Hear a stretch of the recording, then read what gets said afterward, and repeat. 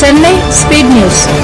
சென்னை சாந்தோமில் உள்ள வரலாற்று சிறப்புமிக்க புனித தோமையார் தேசிய திருத்தல பேராலயத்தில் தவக்காலத்தில் ஆண்டவனின் பாடுகளை தியானிக்க உதவி புரியும் வகையில் வியாகுல அன்னையின் உருவச்சிலை சென்னை மயிலை புயல்மறை மாவட்டத்திற்கு மேதகு பேராயர் டாக்டர் ஜார்ஜ் அந்தோணிசாமி அவர்களால் திறந்து வைக்கப்பட்டது.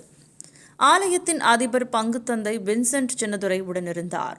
அதனைத் தொடர்ந்து செய்தியாளர்களை சந்தித்த பேராயர் டாக்டர் ஜார்ஜ் அந்தோணிசாமி, இன்றைய தினத்தில் இந்த மாலை பொழுதில் தேசிய புனித தோமாவின் திருத்தலத்தில் ஒன்றாக கூடி கிறிஸ்தவர்களாகிய அனைவரையும் தவக்காலத்திற்கு எங்களை தயார் செய்து உயிர்ப்பு விழாவில் ஒரு முக்கிய தயாரிப்பான இன்றைய தினத்தில் அன்னை மரியாள் தன்னுடைய திருமகனுடன் எப்படி ஒன்றாக இணைந்து சிலுவையின் மீட்பு பணியில் பயணித்து இறுதி வரை அவரோடு உடனிருந்து மீட்பினை எங்களுக்கு பெற்றுக் கொடுத்தார் என்பதை நினைவூட்ட இந்த அன்னையின் திருவுருவம் திறக்கப்பட்டுள்ளது. நாம் ஆரம்பத்திலிருந்து சொல்லப்படுவது, நாங்கள் விரும்புவது வருகின்ற ஒரு அரசு இந்திய அரசியல் சாசனத்தின் முக்கியமாக பிரிவு 25ற்கு மதிப்பு கொடுக்கின்ற அரசாக இருக்க வேண்டும். அதாவது இந்த நாட்டில் இருக்கின்ற அனைத்து குடிமக்களும் சகோதர சகோதரிகள் மதத்தின் வழியாகவும் மொழியின் வழியாகவும் இனத்தின் வழியாகவோ எந்தவித வேறுபாடுகளையும் பார்க்கக்கூடாது. எல்லோரும் ஒன்று, ஒரு தாய் பிள்ளைகள் என்பதை உறுதிப்படுத்துகின்ற அந்த ஒரு வாய்ப்பினை கொடுத்து சகோதரத்தில் வாழக்கூடிய ஒரு தருணத்தை ஏற்படுத்தக்கூடிய அரசை நாங்கள் எதிர்பார்க்கிறோம்.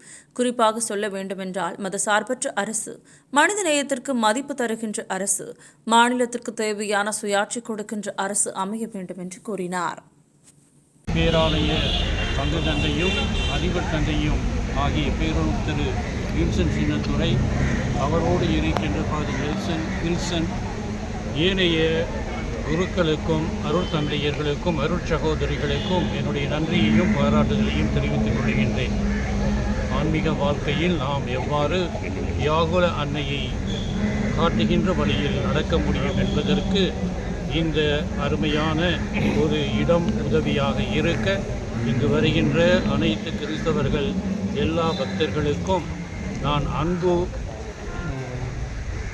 அன்பின் வழியாக அன்பின் அழைப்பினை தெரிவித்துக் கொள்கின்றேன்.